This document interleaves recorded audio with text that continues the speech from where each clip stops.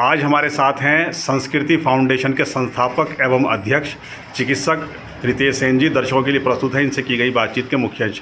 सबसे पहले तो रितेश सेन जी, आपका एक बार फिर स्वागत है।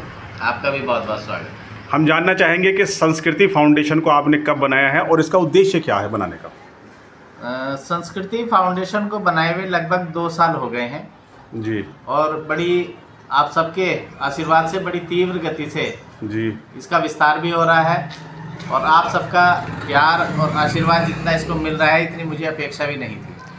तो इसका उद्देश्य क्या है बनाने का? मतलब इसका उद्देश्य जो हमारी संस्कृति से हम क्षीण होते चले जा रहे हैं जी, उसको पुनः स्थापित करना हमारा मुख्य उद्देश्य है।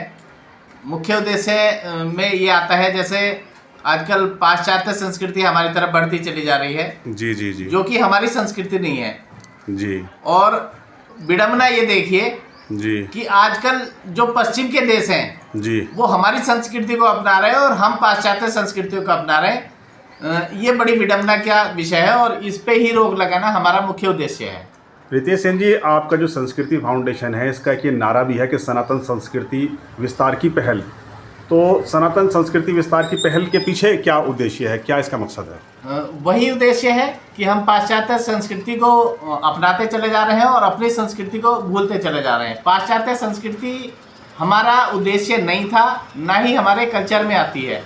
रितेश सेन जी, आपकी बात रोकते हुए हम देख रहे हैं कि हमारे समाज में बहुत सारे नए नए परंपराएं, नई नई रस्में बढ़ती जा रही हैं। जैसे कि 14 फरवरी को हम मना रहे हैं, इस तरह का एक मतलब दिवस मनाया जा रहा है। और उसके अलावा जो है आजकल लिव इन रिलेशन, ये भी हमारे समाज में बढ़ता जा रहा है। तो कई तरह के हमने उनको नाम दे दिया है, वैलेंटाइन डे कर दिया है, कुछ कर दिया है। तो इसको लेकर आपका क्या कहना है? इन सब को लेकर ही हमारा जो उद्देश्य था, जो हमने संस्कृति फाउंडेशन की स्थापना की थी, वो सब इसी के माध्यम से थी कि इन सब पे रोक लगाई जाए। और कहीं ना कहीं हम सरकार से भी ये आग्रह करेंगे कि ऐसी संस्कृति को रोकने के लिए एक कानून बनाया जाए ताकि जो हमारी संस्कृति है वो हमारे तक रहे, पाश्चात्य संस्कृति हम पर हावी ना हो। रितेश सेन जी, पहले हम लोग संयुक्त परिवार के रूप में एक दूसरे के साथ जुड़े रहते थे, लेकिन आज एक नई परंपरा बढ़ गई है। हम देख रहे हैं बहुत तेज़ी के साथ जो है वृद्ध आश्रम खुलते जा रहे हैं। तो इस संस्कृति को लेकर, इस माहौल को लेकर क्या कहना है? देखिए, मैं हालांकि उसमें मेरा ये व्यक्तिगत मामला है, मैं व्यक्तिगत कहना चाहता हूँ कि हम एजुकेशन में तो बढ़ते जा रहे हैं जी, शिक्षा का प्रचार प्रसार इतना हो रहा है जी, लेकिन क्या हम एकलवाद की तरफ बढ़ रहे हैं?